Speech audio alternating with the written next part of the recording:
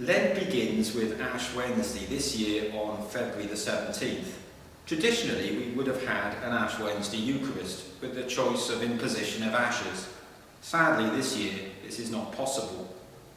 2021 Lent is one like no other. Almost a year ago, the pandemic was yet to begin. Here we are, a year on, in another national lockdown. However, there are key differences. We have vaccines. New treatments are coming. Hope is definitely on the horizon. Lent is traditionally a time of reflection, and this year it does give us an opportunity for a spiritual spring clean. It encourages us again to ponder our mortality. During the Ash Wednesday liturgy, we're called to turn away from sin and be faithful to Christ.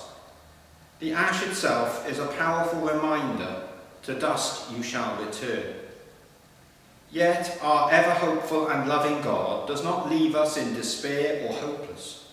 God encourages us to put our trust in him, not on material things, but rather on the God who alone can satisfy our longings and desires. He encourages us not to cling to things, but rather to turn towards Christ. This turning towards Christ is a process. We need to place ourselves in God's sunlight and let the light of God's love suffuse our lives. God encourages us to be faithful, to have faith. We need to believe that the current situation will change and improve. This too will pass. Our Christian story reminds us that in becoming a Christian, it is a lifelong journey. Each day we are being remade. The journey we are on is an eternal one. God's presence is always with us throughout this journey. So this Lent, make time for God.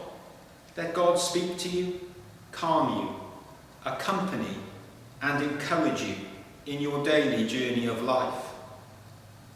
The Easter of our lives will appear, and tomorrow will be a good day.